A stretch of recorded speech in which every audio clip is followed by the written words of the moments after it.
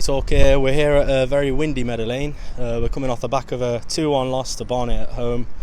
Yeah, on BT Sport. Yeah, it's the curse of the TV, isn't it? Again. Chance to show everyone that knocks are back, and overall, it's a really disappointing performance, I think. Yeah, I think we should start on the positives. I think first half, promising play, very promising football. It's nice to see. After the back end of last season, it just that feeling just felt like it wasn't there in the first half. Yeah. But then the second half came and we didn't seem to really come out, did we? Well, you've got the good performers like Slocum, solid, always catching crosses. Yeah. Never feel a threat with Slocum in goal. Absolutely. Couldn't do anything about either goal. Kelly Evans smashing into tackles, and I feel like he's a very young player, 19, 20. But the way he's going about is a form of leadership in the team. Yeah. Like, by putting these big tackles in and putting these performances in, it's showing the other players this is what you need. It's the want, isn't it? It is.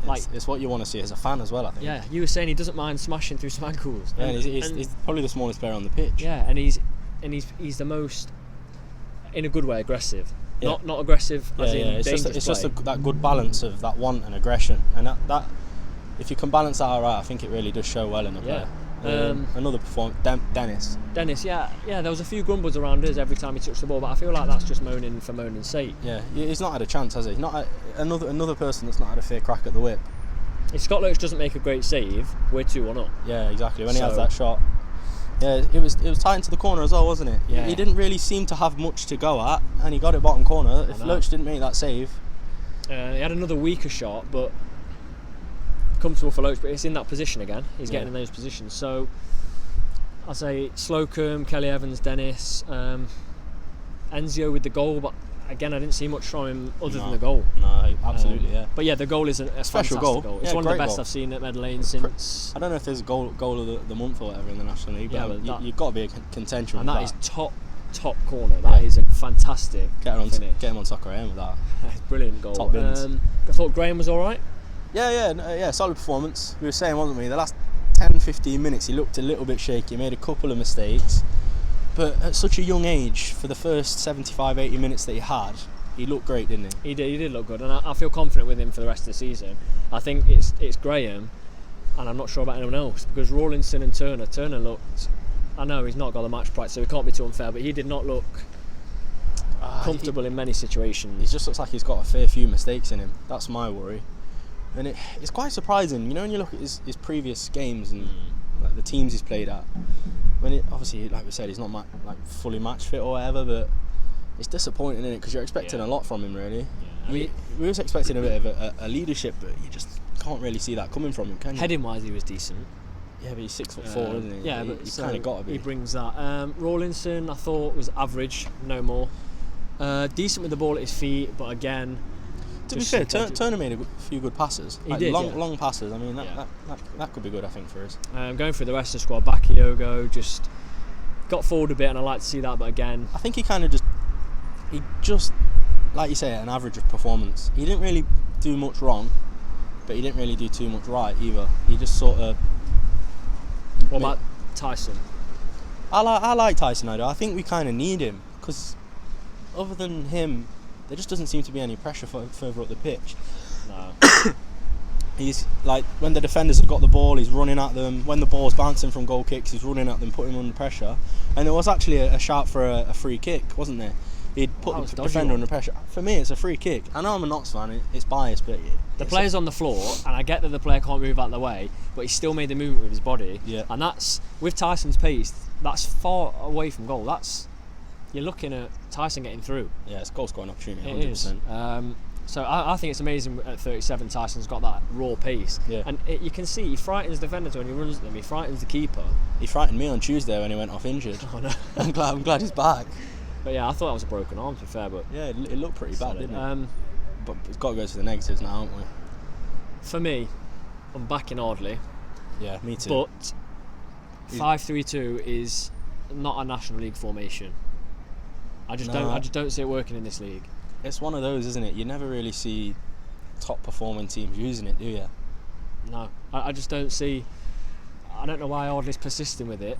I think he did change a couple of times in the game, but he's changed within 10-15 minutes. He's changed formation 2 or 3 times. Yeah, and it's just not. The Obviously, not it's settled. it's confusing for their team, but it's also very confusing for our team. And they're clearly working on his 5-3-2. So when they're putting these new, unless they're practicing on the training pitch, where he looked a bit desperate. So I don't know if they were practicing these 4-4-2s and 4-4-1-1s.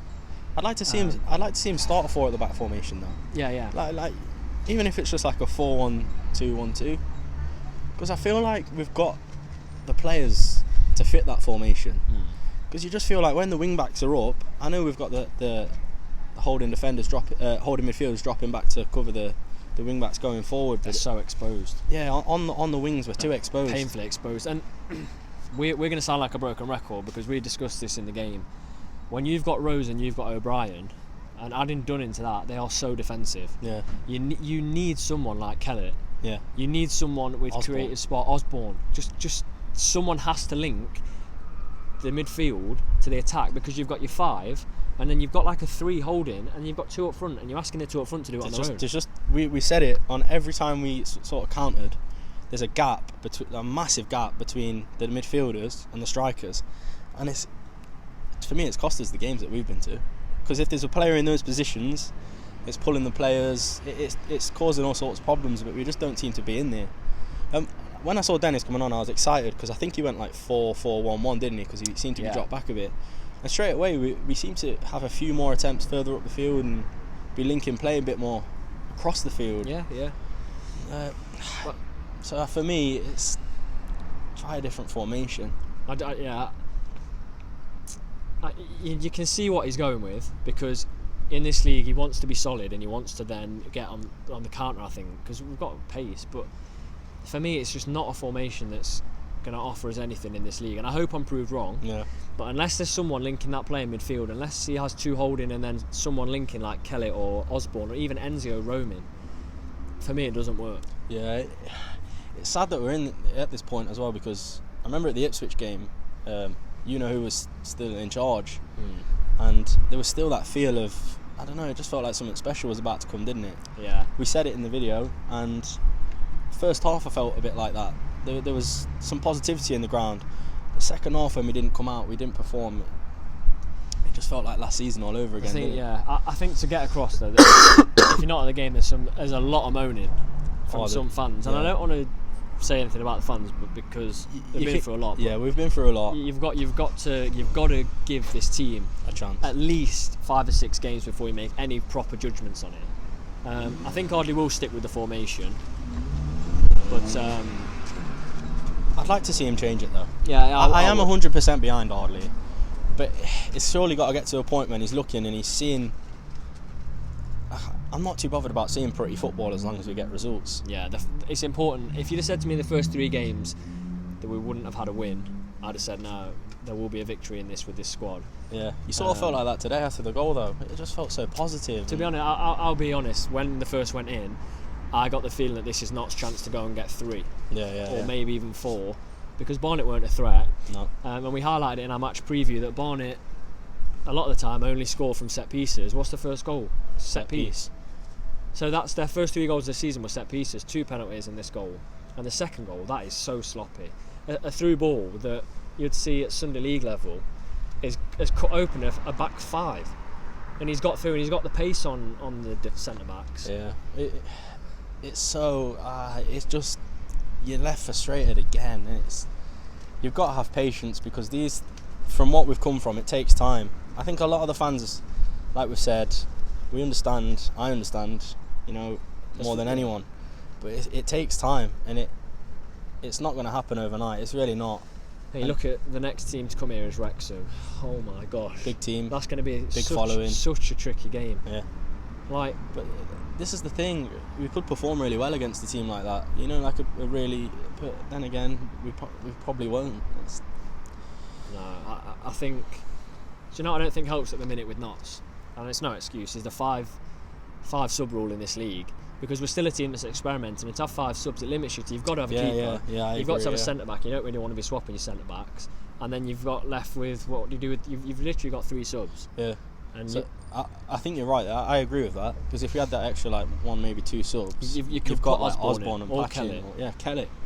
And you've got that little spark or something where if we're lacking in a game and there doesn't seem to be anything building, that injection or something. Well, you know, it's. I think it will come and it will take time, and I'll back Ardley until I can't anymore, because I think at the minute he's working with a piece of a puzzle that he's got to put together. So I think we've got to give it time, haven't we? Yeah, disappointing loss, but the good thing about this division is there's never a game far away, so you can put it right. Yeah. So hopefully next time we play, decent performance, few other players. Yeah. Yeah. Hopefully it goes better. Thanks for watching, guys.